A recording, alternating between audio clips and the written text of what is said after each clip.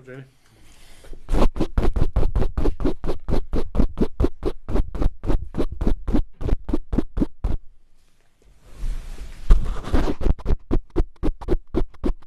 Waiting for them to turn the mic on.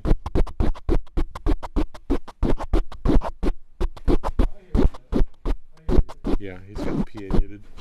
Can you unmute the PA in the room?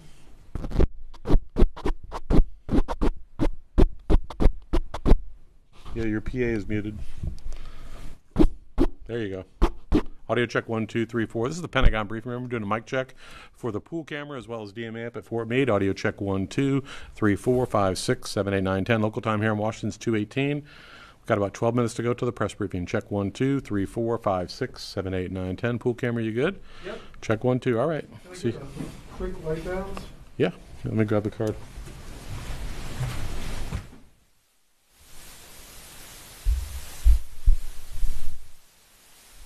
What's up? We'll go with that. Sure. Check. All right. Good afternoon. This is the Pentagon briefing room dialing in from the Zoom call. Check 1, 2, 3, 4, 5, 6, 7, 8, 9.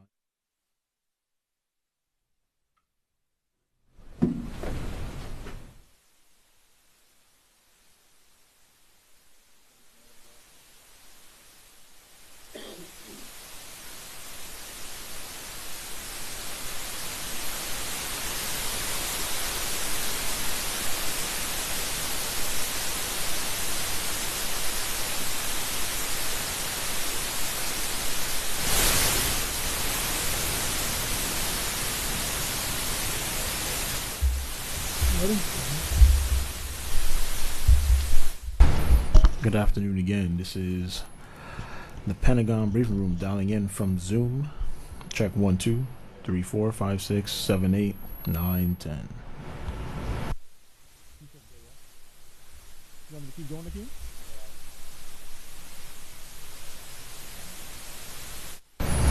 Okay, I'm good to go. All right, check 1, 2.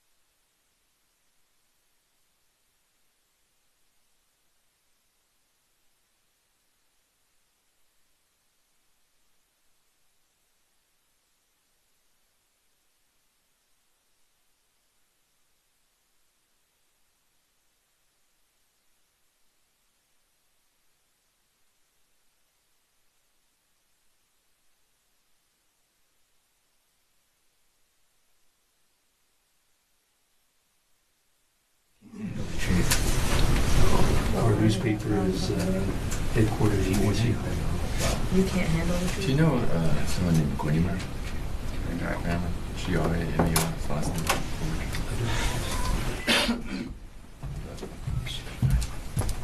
All right. Good afternoon. Okay, just a few things at the top. I can get it out. And then I'm happy to take your questions. So yesterday and today, Secretary Austin was in the Philippines where he met with President Marcos, Secretary of National Defense Teodoro, and other government officials. This was the Secretary's fourth visit to the Philippines, the most visits ever by a U.S. Secretary of Defense, which highlights the remarkable strides the U.S. and the Philippines have made to expand and modernize the alliance and reinforced our shared vision for a free and open Indo-Pacific. To that end, let me spotlight just a few deliverables. Secretary Austin and Secretary Teodoro signed a General Security of Military Information Agreement, which is a critical step to enhance information sharing and deepen interoperability. The Secretaries also co-led the groundbreaking ceremony for a new bilateral combined coordination center. These bilateral undertakings will improve joint efforts to plan bilateral exercises and operations and humanitarian response efforts in order to address common challenges in the Indo-Pacific region. Additionally, in another example of the steadfast U.S. commitment to the Philippines and our partners and allies in the region, Secretary Austin authorized $1 million in aid and U.S. troops to assist Philippine forces in providing life-saving aid to the people of the Philippines in response to the super typhoon that made landfall a few days ago. Next, Secretary Austin will travel to Laos to participate in the Association of Southeast Asian Nations Defense Ministers meeting, Plus. We'll have a readout of that soon. And finally, the Indiana National Guard, Oklahoma National Guard, and the Kingdom of Saudi Arabia announced a new partnership this week under the National Guard Bureau's State Partnership Program. The enduring partnership pairs U.S. states and foreign nations to enhance mutual relationships and promote defense and security cooperation objectives. The State Partnership Program has built relationships around the globe for more than 30 years and now includes 105 partnerships with 115 different nations. And with that, I'd be happy to take your questions. Tara. Hi, Sabrina. So the U.S. is expected to send another $275 million in security assistance to Ukraine, announcing that later today. And I was just wondering, the president is committed to spending $7.1 billion before his term ends. How do you get there in these small increments? What is the Pentagon thinking on this? So, Tara, I don't have a package to announce today, but as you know, we roll out packages on a pretty regular basis. So when we have something to announce, whether it be a presidential drawdown package or a USAI package, you'll be hearing from us, of course. In terms of the $7.1 billion that we have left and that we are able to use for, drawdown authority, you've heard it from here and you've heard it from the White House that we are committed to using that full authority that Congress has allotted to us. The only way we can do that also is to make sure that our shelves are fully backfilled and stocked. So as our shelves continue to get stocked with equipment and capabilities that are needed, we draw down from those and send those to Ukraine. The president has committed to, ensuring that every dollar that Congress has allocated will be spent. But there's only, I guess, about 8 weeks left or something like that. So if you're still waiting for the stockpiles to be replenished before sending, how do you get there before January 20th? Yep. So we're working on that every single day. This building, is working on ensuring that Ukraine has what it needs to be successful on the battlefield in the short and long term. We roll out packages frequently. I don't have one to announce today, but when we do, you're going to see that cadence continue throughout the year and through the end of the administration. Dan. Could you talk about the decision to lift the restrictions on the use of longer-range ATACMS missiles for the Ukrainians, and why was this decision taken when it was, after many months of saying that this was not going to happen? And then also, can you just give us an update of how many missiles have been used by the Ukrainians and roughly what they're targeting? So, Dan, I don't have anything to announce or to confirm at this time. If we have more to share publicly, we will do so. That being said, just taking a step back to, answer kind of broad strokes some of your questions, let's not forget where we are, and that is the fact that Russia chose to escalate this war by introducing DPRK forces into the battlefield and into the fight. And so what we are doing is, as we have been from the very beginning, is ensuring that Ukraine has what it needs. So you're going to see us continue to support Ukraine with different presidential drawdown packages that are going to support its short-term and long-term needs. Sorry, just on the North Korean troops, roughly how many there are now on the ground around Kursk? And are there indications that North Korea is ready to actually send more troops? So in the Kursk region, what we approximate is approximately or over 11,000 DPRK troops in the Kursk region. In terms of are more going to be sent, it's certainly a possibility, but that's our initial assessment right now along Kursk. Carla. Hey, thanks. To follow up, Ukraine fired long-range fires into Russia. Did they violate the policy, or did the U.S. policy change? Yeah, so Carla, what I'm going to tell you is exactly what I told Dan, is I just don't have anything to announce today, and I don't have anything to confirm at this time. Violated the policy? Did they tell us about it? I mean, did they or did they not violate the policy, or did the policy shift? Officials have told VOA that the policy has changed. Yep, so Carla, appreciate the question, but again, I just don't have anything to announce or to confirm at this time. And then I guess I want to ask also, since we're still unclear on whether or not the policy has changed, on the non-nuclear, the change on Russia's stance on the nuclear, the nuclear doctrine. Sure. Under these changes, they're saying that a large attack by a non-nuclear state that's backed by a nuclear state, which would be the United States, that would be treated as a joint assault on Russia. How concerning is that to the Pentagon, and have you changed your posture? So we aren't surprised by Russia's update to its nuclear doctrine. It's something that they've been signaling that they intend to update over the last several weeks. It's the same irresponsible rhetoric that we've seen before and that we've seen, frankly, for the past 2 years.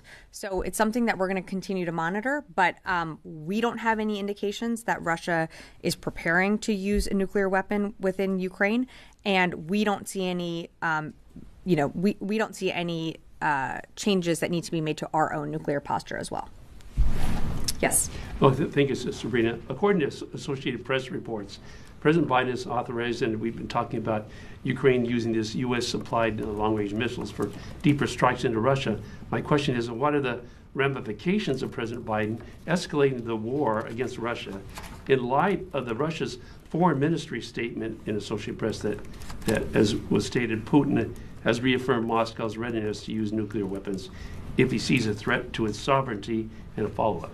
Well, let me be clear, we're not at war with Russia, and the party here that continues to escalate this war is Russia. By bringing in another foreign country into the battlefield, by bringing in over 11,000 DPRK soldiers into the fight, that is an escalatory action. And you've heard the National Security Advisor say yesterday that this administration told Russia that if they escalated this conflict by deploying DPRK troops, we would help Ukraine respond. Again, the parts of the war that has been escalated upon directly stem from Russia's choice and decision to invade its sovereign neighbor. Additionally, given the joint U.S. and NATO escalation of attacks with Ukraine against Russia, and with China and North Korea joining Russia to form an alliance against the West, would not you say that World War III has begun? I would not say that. That is not the characterization that this building assesses. And you've seen us take measures to de-escalate tensions and to and I'm sorry, I'm just speaking like broadly around the world, but when it comes to Ukraine, the commitment of this administration from the very beginning of this war was to help Ukraine take back its sovereign territory. A decision by another country to invade its sovereign neighbor cannot go unchecked. And that's why you've seen not just the United States, but 50 or so countries all around the world come together and support Ukraine through the Ukraine Defense Contact Group. So this is a global effort to support Ukraine, but I certainly would not characterize it as that. Joseph. Thanks. Got one on Iraq and then one on Lebanon, Israel. The Iraqi Prime Minister was speaking a short while ago, and he said that that Israel was preparing for attacks or operations inside of Iraq. Can you say anything about that, or if you had any heads up from Israel on this?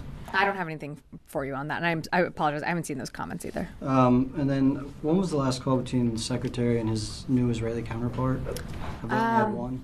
The last call was when we read it out. I think that was last week. I'm sorry, I'm blanking on the exact date, but when we read out that call was the last time that they spoke. So what role is the department playing or preparing to play for a bolstered Lebanese army on the border with Israel if and when this current war ends? You mean the Lebanese armed forces? Yeah.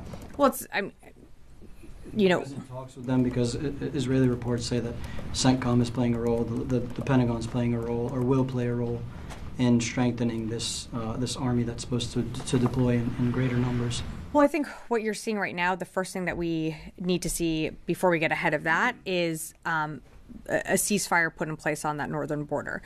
So you're seeing administration officials continue to engage on that front. The role that CENTCOM plays in training up or equipping Lebanese armed forces in the future, I don't want to get ahead of that because we still need a ceasefire in place. So we're going to continue to push on that.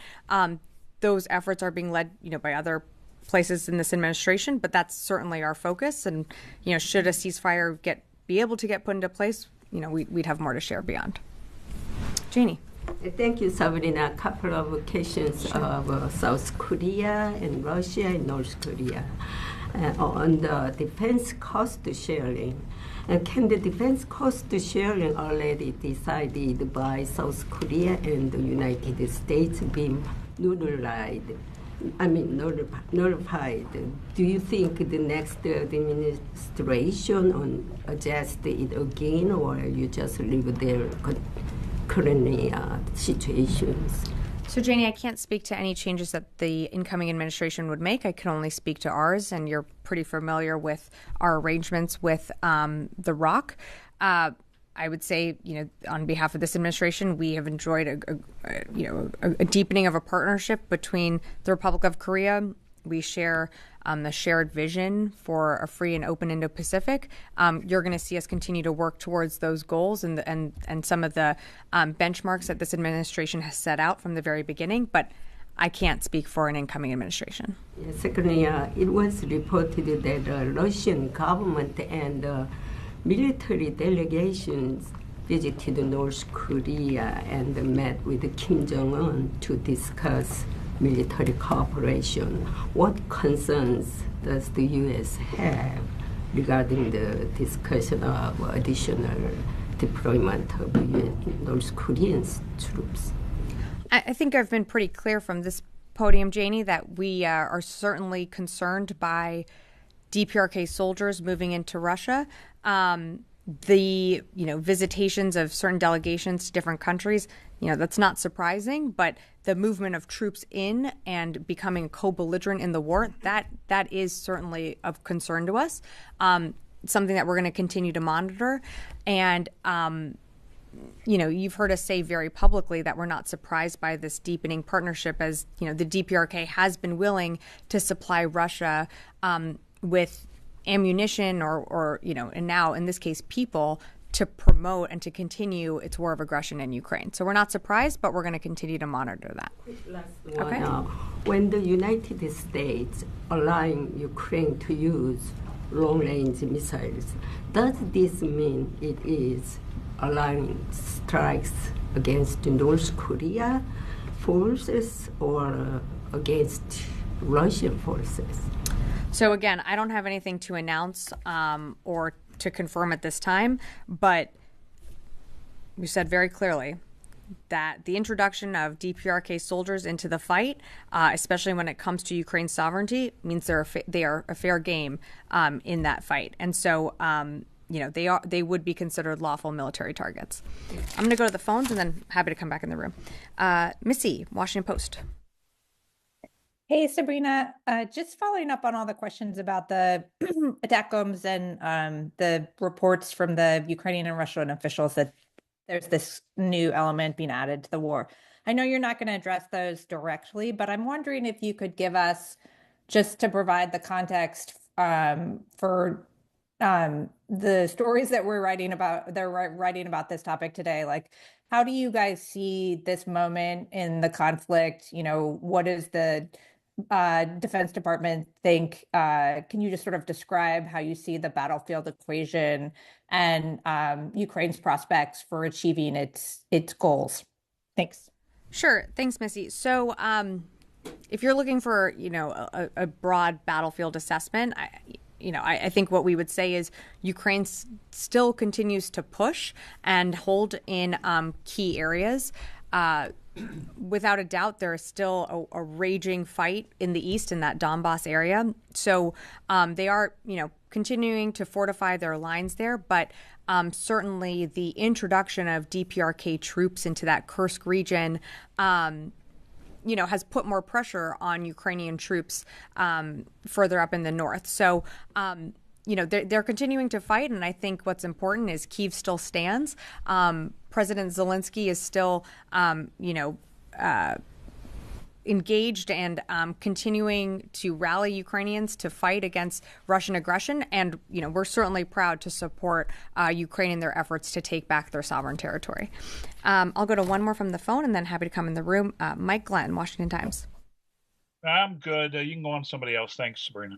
Do you have one more from the phone? Rio, Ashayi Shimbum. Yeah, thank you, Sabrina. Can you hear me?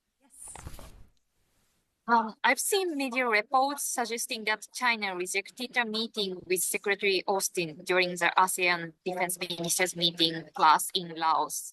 Could you please confirm this report? And also, what is your take on China's rejection this time? Yeah, thanks, Rio, for the question. We did reach out to set up a meeting. Unfortunately, that was not able to land during the secretary's travel. That being said, I would point you to the fact that the president just met with President Xi.